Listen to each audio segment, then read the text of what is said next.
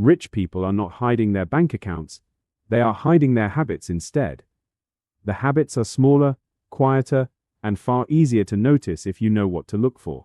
This is the story of the small choices nobody around him ever thought twice about. Every morning starts the same way, with a kettle instead of a $5 cup. The coffee shop down the street sells the same drink for 4 times the cost. He walks past it most mornings, without slowing down or even looking twice at it. Coworkers grab a cup on the way in, and he grabs nothing, most days at least. Nobody has ever asked why, because nobody has ever really noticed the difference. A barista at the coffee shop once recognized him from years earlier, before the habit started. He smiled back, bought nothing, and walked on toward the office like he did most mornings. The math is almost embarrassingly small. $4 a day, 20 a week, repeated. Over 10 years, that specific habit alone quietly became worth more than a car. He never mentions this, because there is nothing dramatic enough about it to mention. It is the least interesting habit in his entire life, and also one of the most valuable. Small, boring, repeated choices rarely make anyone feel impressed, which is exactly the appeal. Nobody builds a personality around brewing their own coffee, and that was always the point. Invisibility, he had learned early, rarely comes from one big decision.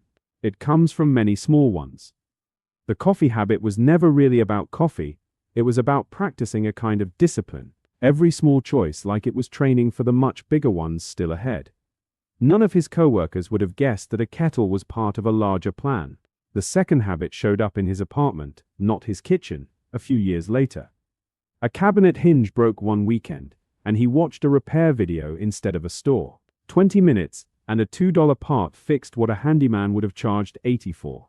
He did not feel proud exactly, he felt oddly calm, like he had proven something small. From then on, almost everything broken in his apartment became a small weekend project. A leaking faucet, a loose doorknob, a flickering light switch, all handled the same way. Friends would call a repairman, or just replace things instead of learning to fix them. A neighbor once asked to borrow his tools, surprised he owned any at all for a small apartment. He lent them without hesitation, and the neighbor returned them a week later, mildly impressed. He kept a small drawer of tools that most people his age had never needed to own. Coworkers assumed the drawer, if they ever saw it, was just a quirky, cheap habit. They were half right, it was cheap, but the habit was never really about the money. Every fixed hinge and patched wall was one more dollar that stayed exactly where it was. None of it looked impressive. A fixed faucet has never once gone viral online. But impressive was never the goal. Quiet accumulation had always been the actual strategy. The repair habit saved thousands over the years, spread out in amounts too small to notice. Nobody keeps a spreadsheet of saved repair costs, but somewhere in his head, he did. It became second nature eventually, barely even registering anymore as a deliberate choice. Most habits fade with effort over time. This one had simply become who he was. 18 years of small repairs, quietly, had paid for more than most people's cars. The grocery store revealed another habit nobody around him had ever paid attention to. He shopped the same 3 stores every week, comparing prices out of pure habit now. Store brand items filled most of his cart, chosen without hesitation or any embarrassment. A coworker once teased him gently about always choosing the cheapest option available. He laughed along easily, because the joke, in a strange way, was mostly true. What the joke missed was the reason behind it, which had nothing to do with struggle. He meal prepped every Sunday, the same simple ingredients, repeated week after week. Eating out was reserved for actual occasions, not a daily habit dressed up as normal. Friends posted photos of restaurant meals constantly, and he mostly just liked the photos. Once a month, he allowed himself one proper meal out, chosen carefully, enjoyed without guilt. The rule was not about deprivation. It was about keeping every choice fully intentional, nothing automatic. He did not feel deprived. The home-cooked meals had genuinely become something he preferred. Grocery receipts piled up in a drawer, each one small, boring, and completely unremarkable. If anyone had ever added them up, the pattern would have told an obvious story. Nobody ever added them up, because nobody ever thought there was a story worth finding. The habit was not hidden on purpose. It simply never looked like something worth hiding. An older coworker once mentioned growing up watching her own parents shop the exact same way. He listened closely, recognizing pieces of his own habits in a story that predated his birth. That, it turned out, was the safest kind of habit a person could ever build. Ordinary things almost never invite questions, and questions were always the actual risk. So he stayed ordinary, on purpose, in every visible way that seemed to matter. The fourth habit had nothing to do with spending, and everything to do with talking. He never brought up money first, in any conversation, with anyone, at any time. If someone else brought it up, he answered briefly and steered the topic elsewhere fast. He learned to ask questions instead of answering them, a small trick that worked constantly. People love talking about themselves, and rarely notice when they never learn much back. His family asked more directly sometimes, and he had a handful of vague answers ready.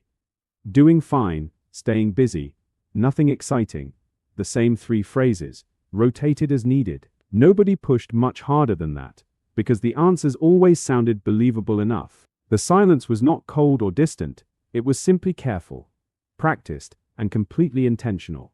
He still laughed at jokes, still asked about people's weekends, still seemed fully present. The only thing missing from every conversation was any real detail about his own finances. Most people never noticed the gap, because a gap is hard to see in something absent. The habit took years to feel natural. At first it felt almost like performing a role.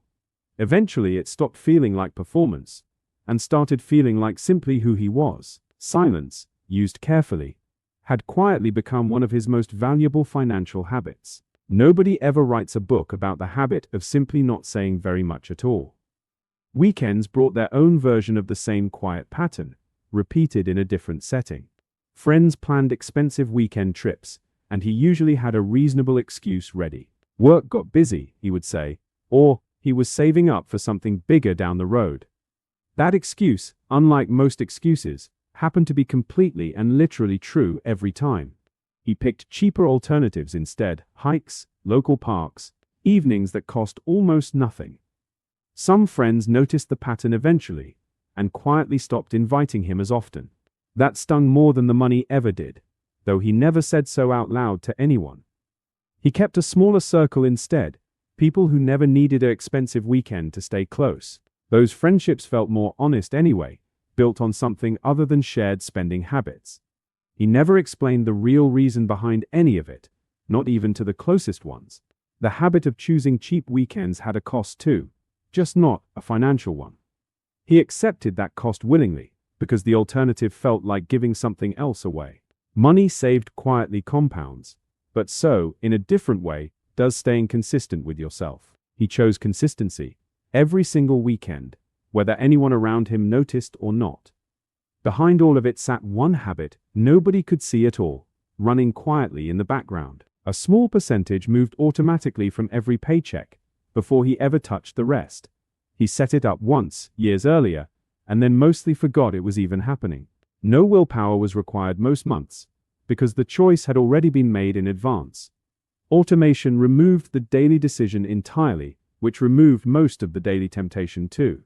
He raised the automatic percentage slightly every time his salary increased, without exception, ever.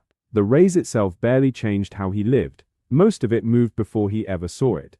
Every other habit, the coffee, the repairs, the groceries, simply protected this one process. They were smaller pieces of a system built around one automatic, invisible transfer. None of it required discipline in the dramatic sense people usually imagine when they hear the word. It required boredom, repetition, and a willingness to stay unremarkable for a very long time. A financial advisor he met once called this the least exciting path to real wealth available. He agreed completely. Excitement, he had learned, was rarely a good sign in personal finance. The advisor seemed almost disappointed there was not a more interesting story to write down. Most people quit habits like these within months, long before the results become visible. A close friend once asked him directly how he managed to save so consistently every month. He explained the habits honestly, expecting the friend to find them boring, which the friend did. The friend tried the habits for exactly 3 weeks before quietly going back to old patterns. He understood completely, The habits were never difficult to explain, only difficult to sustain. 15 years of automatic transfers had grown into something genuinely difficult to say out loud. The habit itself was boring. The result of the habit was anything but boring at all. One afternoon, a coworker borrowed his laptop for a video call during a shared meeting. A notification slid across the top of the screen before either of them could stop it. The coworker's eyes paused on it for half a second, then quickly looked away politely. Neither of them said anything, and the meeting continued exactly as if nothing had happened. That night, he sat alone replaying the half-second pause more than he wanted to admit. He checked his notification settings twice, then a third time, before finally closing the laptop. The coworker never mentioned it again, not that week, not the week after either. Maybe it truly meant nothing to them, or maybe they were simply too polite to ask. Either way, the small scare tightened every habit that had grown slightly loose over time. He turned off every visible notification permanently, on every device he owned from then on. The near miss cost him nothing real, but it reminded him exactly what was actually at stake. A new hire joined the team that spring, sharp-dressed, confident, quick to size people up. He noticed the same cracked mirror sedan in the parking lot within his very first week. The comment came fast and casual, something about budgets and starter cars, meant as a joke. He smiled, shrugged, and let the comment land exactly the way it was meant to land. The new coworker treated him slightly differently after that, more casual, a little less careful. In meetings, his input got skipped over faster, redirected toward louder, flashier voices instead. He said nothing, because saying something would have required explaining far too much at once. Months later, that same coworker asked him, half joking, for advice on paying off a car loan. He gave simple, useful advice, the same advice he had followed himself for over a decade. The coworker never connected the advice to the person who gave it, and he never explained. Being underestimated had stopped stinging years earlier. It had simply become part of the design. A different coworker once called him predictable, meaning it as a small, dismissive insult. He agreed immediately. Predictable was, after all, exactly what he had spent years building. Predictable habits rarely impress a room, but they had never once needed to impress anyone. He left every meeting the same way he entered it, calm, quiet, and completely unremarkable. His closet held the same handful of shirts, rotated weekly, replaced only when they wore through. A green crewneck shirt and a pair of camel pants had become something close to a uniform. Coworkers joked sometimes about seeing the same outfit again, and he laughed along easily. Decision fatigue was real. He had read once, and clothing was an easy place to remove it. Fewer decisions each morning meant more energy left over for decisions that actually mattered. He bought clothes rarely, and almost always from the same handful of reliable, affordable brands. Nothing he wore had a visible logo, a designer label, or anything worth a second glance. At work events, he stood out for exactly nothing, which had always been the entire strategy. A manager once complimented someone else's new jacket in front of the whole team, loudly. He felt nothing about being skipped. Admiration had never been a resource he was collecting anyway. His shoes were resoled twice before he finally replaced them, 4 years after the first pair. Every dollar not spent on appearance moved quietly into the same automatic system as everything else. He understood that appearance brought a kind of attention, and attention was never what he wanted. The plainest person in most rooms he entered was, more often than anyone guessed, actually him. He preferred it that way. A room that overlooks you rarely asks you difficult questions. Clothes, like coffee, had turned out to be another quiet lever nobody thought to examine. He closed the closet door and got ready for another day that would look like every other one. 18 years of the same rotation had never once cost him anything that actually mattered. Vacations, when he took them, followed the same quiet pattern as everything else in his life. He traveled during off-season weeks, when flights and hotels dropped to a fraction of their price. Co-workers compared vacation photos from beach resorts, taken during the most expensive weeks available. He preferred quieter towns, off the usual path, where nobody was posting the same photo twice. He stayed in small guest houses instead of hotel chains, run by people who remembered his name. The photos he brought back looked almost identical to his co-workers' vacation photos, just quieter. Nobody could tell from a photo what the trip had actually cost, and nobody ever asked directly. He packed light, walked more than he rode, and ate where locals actually ate their meals. Every choice on the trip echoed the same habits he practiced at home, just in a new setting. He came home rested, with photos nobody could price, and a bank account nobody had touched. Co-workers asked how the trip was, and he answered honestly, it had been genuinely wonderful. Nobody ever asked the actual cost, and he never once felt the need to volunteer it. The travel habit, like every other one, had never been about restriction, only about direction.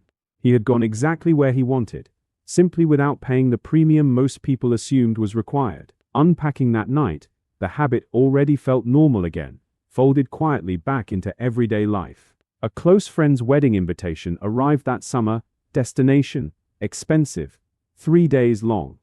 Everyone was upgrading outfits, booking flights, planning a weekend that would clearly cost plenty. For a moment, he considered matching the spending, just once, just for people he actually loved. He pictured showing up dressed differently, driving something different, finally matching the room. The image held for a while, longer than he expected it to, before something shifted back. He booked the flight, the modest version, and packed the same clothes he already owned. Nobody at the wedding commented on his outfit, because nobody was really looking that closely. He danced, laughed, hugged old friends, and spent almost nothing beyond the flight itself. The wedding weekend became one of his favorite memories that year, for reasons unrelated to spending. The temptation had passed the same way every other one had, quietly, without much resistance needed. By his late 30s, the combined effect of every small habit had grown into something real. The automatic transfers alone had crossed well past $1 million, quietly, without any fanfare. The saved repair costs, the skipped coffees, the quiet weekends, all layered on top of that. None of it had ever felt dramatic while it was happening, only boring, repeated, and small. Looking back, the boredom itself had quietly been the entire strategy the whole time. His co-workers still assumed the same things they always had, and he never corrected any of it. His car was still the same cracked mirror sedan, parked in the same familiar spot outside. A young co-worker once asked, half serious, if the sedan even still passed inspection each year. It did, every year, without a single issue, exactly like it had for over a decade. Nobody watching him make coffee or fix a hinge would have guessed any part of this. The habits had never been the hard part, staying invisible inside them had been the real discipline. He still did not think of any of it as impressive, mostly because it never felt impressive. It just felt like Tuesday, repeated for 18 years, until Tuesday quietly became something else. Late one night, he sat with the numbers open, the same way he had for years now. He did not feel triumphant exactly. He felt something closer to quiet, settled recognition instead. Somewhere out there, people still assumed the coffee, the car, the groceries meant something simple. They were not wrong exactly. The habits were simple. They just were not simple for the reasons assumed. He closed the laptop and made one more cup of coffee, the same way he always did. Tomorrow would look exactly like today, and the day before that, and most days before that too. Nobody would notice anything different, and that, still, remained exactly the entire point of it. Wealth, he had learned slowly, was rarely built from one big moment anyone could point to. It was built from habits so small and so boring that nobody ever thought to ask about them. He thought about the friend from the wedding, and the co-worker who borrowed his laptop once. Neither of them ever really knew, and neither of them needed to know. Not really, not ever. The habits would keep repeating long after anyone stopped wondering about the sedan in the lot. He turned off the kitchen light and walked toward the bedroom, same as every other night. Outside, the cracked mirror sedan sat parked exactly where it always did, unremarkable, patient, quiet. And somewhere behind that ordinary door, the same small habits kept quietly repeating themselves. Nobody watching him lock that door each morning would ever guess what those habits had built.